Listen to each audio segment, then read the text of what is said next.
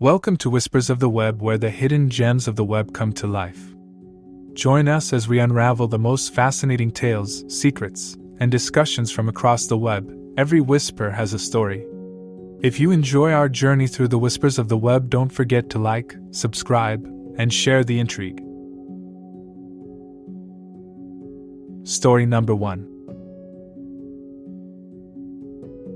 I, 31 female, think my husband, 29 male, and my sister, 28 female, are too close for comfort. 8 months ago, my sister, 28 female, moved back into town. A small backstory: she has not lived here in 10 years as she originally left for college and never came back. We grew apart, we talked maybe once a year, and I haven't seen her physically in 4 years.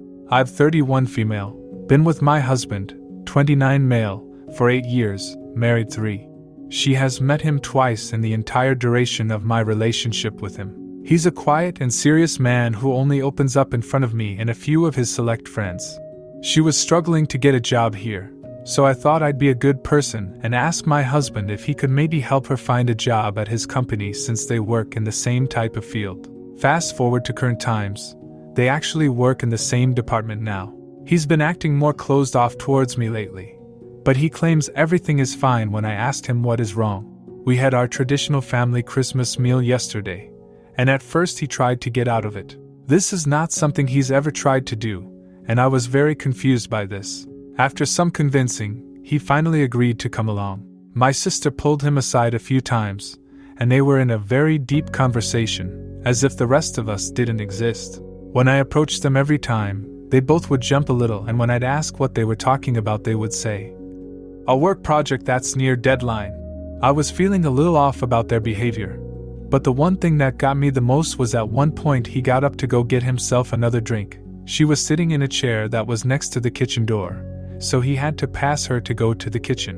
When he was near her, she put her hand up to reach towards him, and he caressed her palm and lightly grabbed her fingers as he walked past her. She looked up at him with a big smile. He looked down at her and nodded his head. As soon as he was out of sight, she turned her head towards me and smirked at me. When it was time for dinner, there was a main dining table that seats most of the guests. There was a second table that could seat an additional 4 people. She sat down at the side table, away from everyone else. I got my plate and sat down at the main table, but saw that he sat down at the side table with her. I told him there was a seat next to me, and he told me he wanted to sit where he was at. I decided to join them, and they went from actively talking to each other to just sitting in silence while we ate. I later asked him what that hand touching was about, and he said, "It's just a high five." I said it didn't look like a high five, and he said that's all it was. I've never had any reason to suspect him of cheating, but this has me feeling on edge. I've been battling with myself to investigate further. Another thing is that he doesn't focus that strongly when he and I talk. It's always just short answers and light-hearted. They were having some intense conversations, where he was hanging on her every word and giving her in-depth responses. Would this make you feel like something is going on? There were several instances where they were both on their phone texting at the same time as well, and glancing at each other sometimes. That could be nothing, but after everything else it made me feel uneasy. TLDR, I am starting to suspect my husband and my sister may be having an affair, or are beginning to think about doing so. I can't decide if I'm being paranoid, or if there's really something suspicious going on. I don't know if I should talk to him or her more, set clear boundaries, or investigate further. What are some steps I can take? I apologize for not updating sooner. I've been busy getting things sorted out. After my first post on a Tuesday, I had asked my husband if he'd go on a little weekend getaway with me. We went to a cabin up in the mountains. Neither of us had cell phone service. I planned for that, as I wanted to make sure I had his full attention.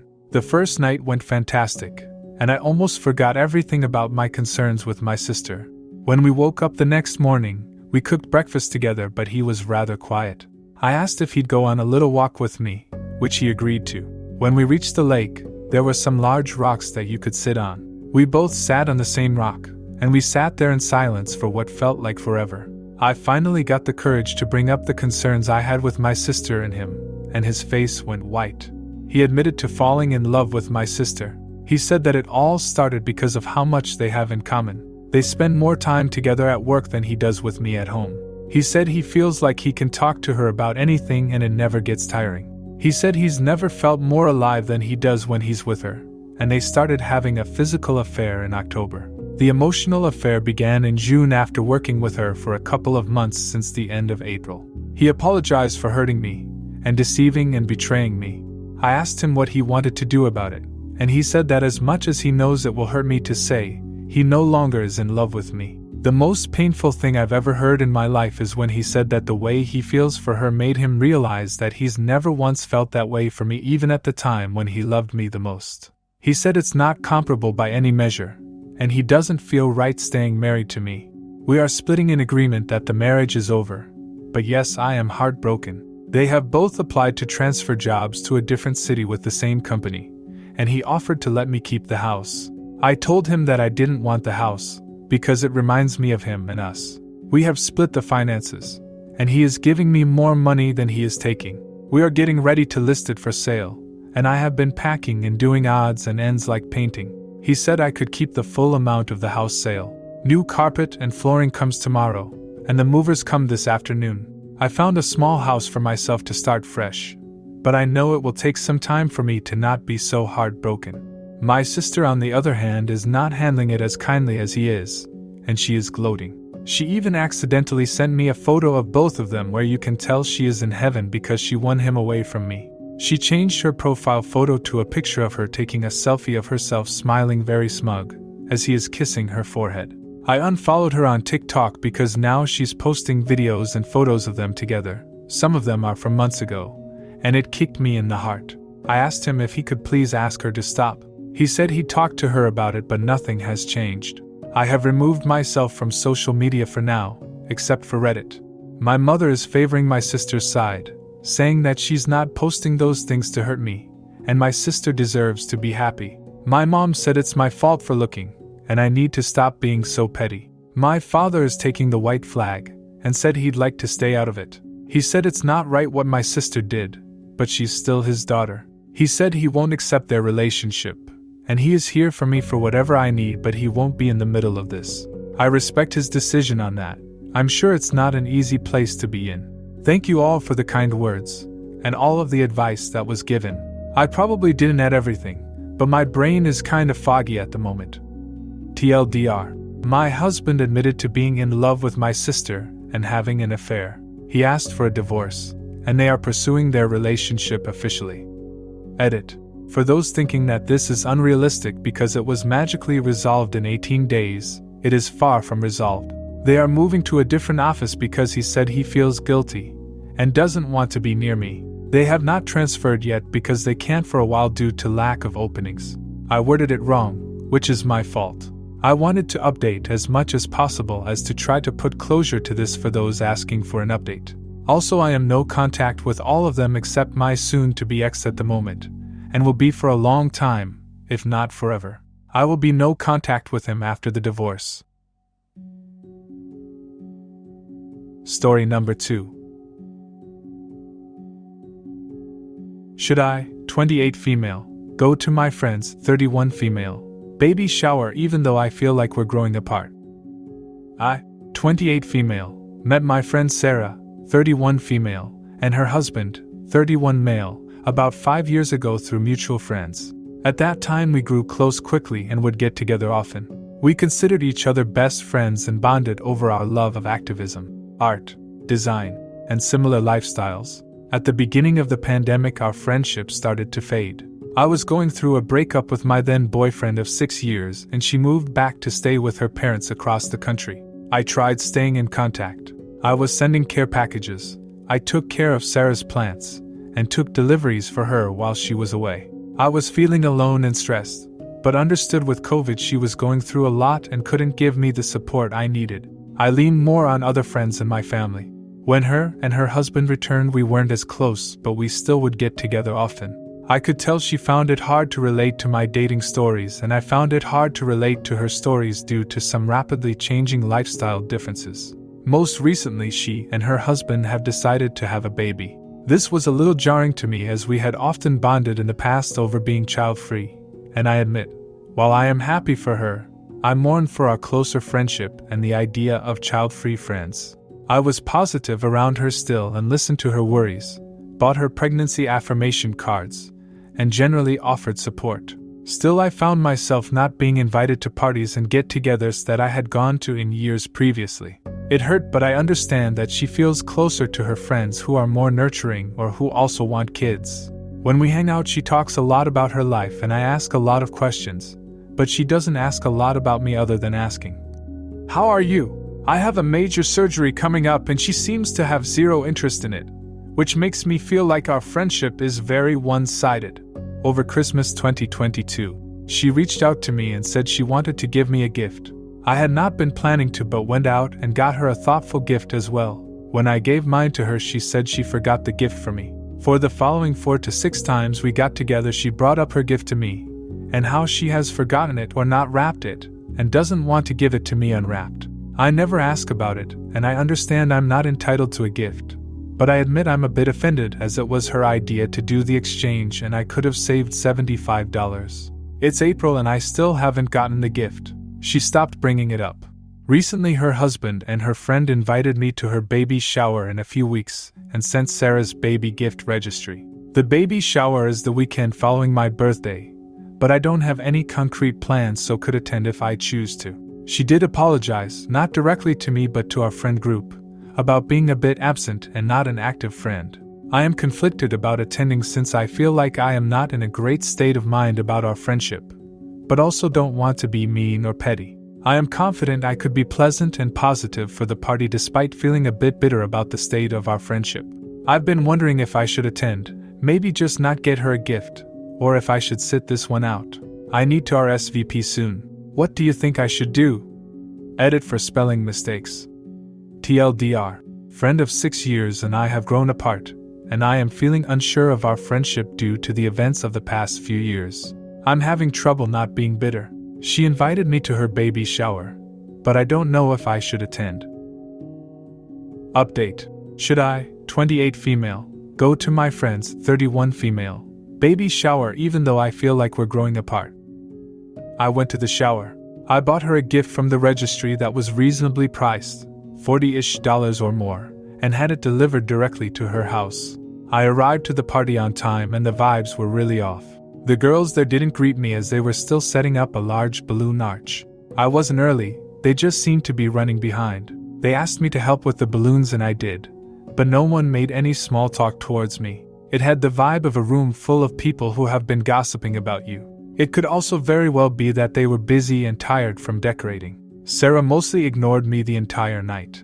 I stayed and chatted with other friends, owed and awed at baby gifts and photos, and in no way made her time about me. I won the Price is Right game they put on, which they said they would give gift cards as prizes but never did. I didn't mention the prize, my Christmas gift, or my recent birthday. I gave hugs, wrote a thoughtful note in her guest book, and after 2.5 hours, excused myself to go to dinner with another group of friends to celebrate my birthday. I don't regret going, but it is clear this friendship has mostly run its course. It was good closure. I wish her the best and am likely not going to give the relationship much energy moving forward. Thank you all for your kind and thoughtful replies to my last post. TLDR. Went to the shower and it went about how we all thought it would go, but it was nice to see friends. Story number 3. I, 27 male, met a girl, 27 female, who used to bully me when we were little. Now she is asking me out and I don't know what to do. I, 27 male, was heavily bullied since the beginning of kindergarten until the end of middle school, when I transferred in a different town. My classroom had 15 children, me excluded. Out of these 15, 7 of them used to bully me constantly, and the other 8 simply ignored what was happening. Out of the 7 bullies, 4 did some particularly heavy crap. I will call them the B team. You can guess what B stands for. While the other 3 did some random lighter things, throwing paper scraps at me, stealing pencils and things like that. I will call them the C team, or acted as followers for the B team. What the B team did to me scarred me for life and I had to go to therapy to deal with it. If I met them today, I would make them pay for everything they did to me. My hatred for the C team is not nearly as big, but it's still vivid. Until last year, I couldn't bring myself to forgive anybody in that classroom, both teachers and students, for doing nothing to help me when the B team was tormenting me. Last year, though, my hatred started to fade following some serious events in my life. Sorry, I won't share what events. When I transferred, I swore to myself I would never go back to that town or talk to any of them ever again. Despite that, my past has found ways to follow me. I work in a pub, not sure if this is the right term in English, part-time twice a week, and around 6 months ago I met Nina, 27 female, there by chance. Nina was one of the 3 bullies of the C team, and while I have forgiven them now, it doesn't mean I want to have anything to do with her. So I tried to stay professional and act as if nothing was wrong. Anyway, physically she hasn't changed much. I mean, she has grown up since middle school obviously, but I could still recognize her. I'm not sure if I made myself clear. The same cannot be said for me probably. In middle school I was fat, white like snow, and I had light brown hair. While now I'm fit, my skin is a bit more pink, and my hair has darkened in the last few years. When some of my friends look at my old photos, they struggle to recognize me. We didn't talk for much as I was working, and she initially didn't recognize me, but when one of my colleagues called me to ask me something, she connected the dots. I have a particular name that is rare in our country, as it's really old-fashioned and nobody uses it anymore. Imagine, I don't know, being called Aristotle today. Once she recognized me, her demeanor changed drastically, and she got out pretty soon. She came back a couple of times in the following months, and she was quite shy toward me whenever we interacted. A few weeks ago, she got mildly drunk, and she started sobbing and ranting about what a crappy person she was in the past, and how her life is crap. It was the classic drunken rambling, and I didn't pay it much attention. I simply stopped serving her alcohol and gave her some water, but at some point she grabbed my hand while I was taking away one of the empty glasses and she apologized. I have to say it felt weirdly good. She didn't come back in the following weeks, but a few days ago she texted me on social media, apologizing profusely for whatever she did while drunk, and then she suddenly asked me out. At the time I was evidently too stupid or tired to understand clues, and didn't understand it was meant as a date. She asked me out for a coffee, and I thought she simply wanted to apologize in person or talk about the past in a more sober state. I realized my mistake yesterday, when I talked about it with a friend. Now I'm torn on what I should do. On one side, what Nina did in the past has conditioned me greatly, and I can't simply forget about it. On the other, she really looks apologetic, and she seems to have changed. It's been 15 years, and maybe I should give her a chance. TLDR. I met one of my old bullies by chance. She seems apologetic, and she asked me out. What should I do? Update. I, 27 male, met a girl, 27 female, who used to bully me when we were little. Now she is asking me out, and I don't know what to do. I, 27 male, wasn't sure about doing an update post, but quite a few of you gave me some good advice. And some didn't, but I want to focus on the good ones, so I thought it would be fair to update you on how the situation evolved.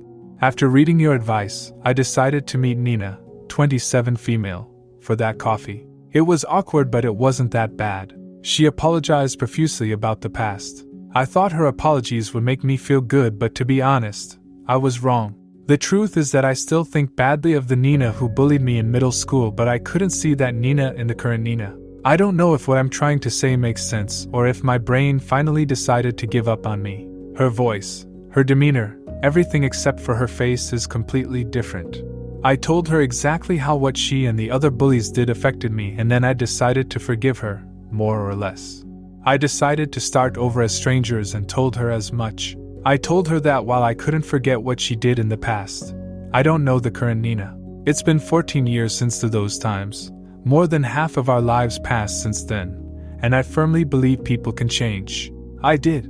So, if she wanted to try and get to know the current me, we could act as if that was the first time we met and move on from then. I don't know if this decision shows my maturity or my stupidity. I guess the future will tell. I admit what she did next made me giggle a bit.